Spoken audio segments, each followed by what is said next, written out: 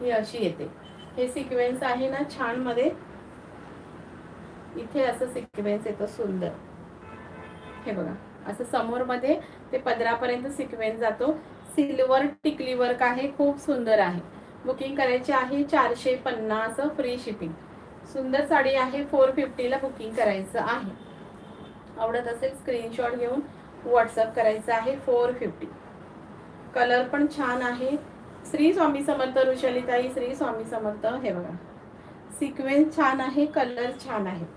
450 free shipping.